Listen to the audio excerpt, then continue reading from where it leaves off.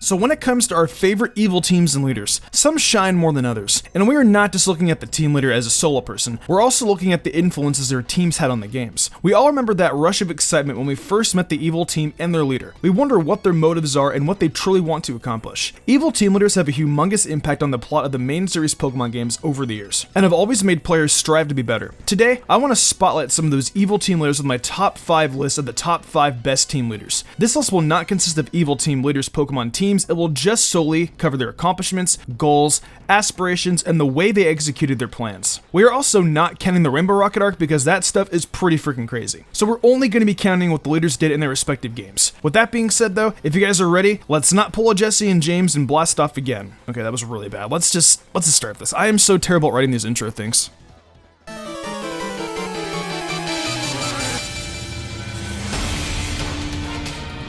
I am going old school for this one, but how could I have not had Giovanni on this list? He was the first boss we battled against and the OG boss from the Pokemon anime, the boss. Team Rocket was this secret organization built up that no one had been able to take down. When you come to Viridian City and you see the gym close, you don't think much of it, but later you meet Giovanni under the game corner, and you think, okay, he's an evil team boss. It's not till you get back to Viridian City to face the gym leader and you find out the truth. You come face to face with Giovanni, the leader of Team Rocket, who has been working in plain sight. He leaves Team Rocket after the gym loss and he goes completely off the radar. But his team is so loyal that in Gold and Silver and the remakes, they are still looking and hoping that Giovanni will come back to take over Team Rocket once again and lead them to victory. Team Rocket and Giovanni have played such an iconic role in the series, giving us Mewtwo and 2 of the best antagonists of all time. I haven't missed a single blast off since 1999.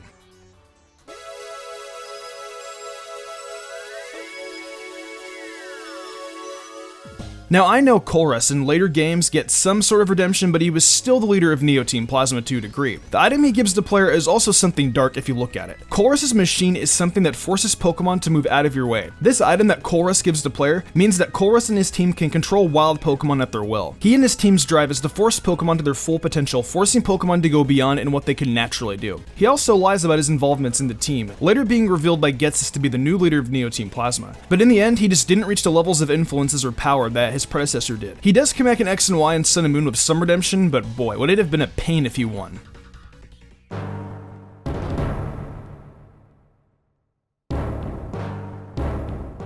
You raise a child to believe that Pokemon are being abused and that he is the only one who can save all the Pokemon. That is the lengths of evil that Getsis went through with N. He manipulated this boy and told N his whole life how evil trainers were while he abused Pokemon behind N's back. This egotistical megalomaniac only sees N and his grunts as pawns in his attempt to rule the world. Team Plasma in the game is very visible, sticking to the lines that they are against Pokemon abuse. It is very heartbreaking to see N's world crumble around him because of Getsis' lies, and this is a super powerful moment in the game as well. It's also the time the player is almost killed when Getsis is at N's castle and threatens to kill you. It hasn't happened again in a Pokemon game, and I don't think we'll ever see that again. The Unova games though, I honestly have to say that they had the best stories in the entire series of Pokemon.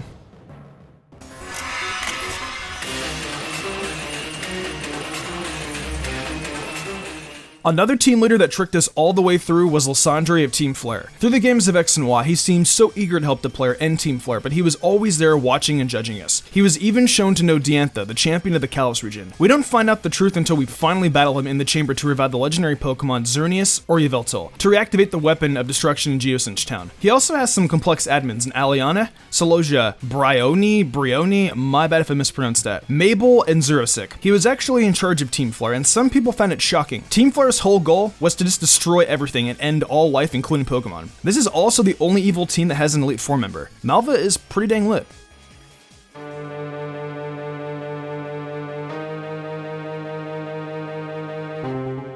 To end the world and to remake it, that was the wish of Cyrus. All of Team Galactic wanted to support their leader, and they wanted to give him the power to end the world and reform it in his image. You as the player first meet him in Mount Coronet, but you don't find out his name until you meet him again in Celestic Town. This allows the suspense to build up a lot more. I feel out of all the evil team leaders, he was the one who had the most interesting goal. He wanted to make a brand new world using Dialga, Palkia, or Giratina. To me as a player, when I stopped him, I legit felt like I saved the world. Well, I guess more or less I feel like I saved the current world and I prevented a newer one from being created. I always wonder what it would have been like if Cyrus would have actually succeeded. If Cyrus would have won, everything in the Pokemon world would have been different. Knowing that I stopped that makes me feel pretty accomplished.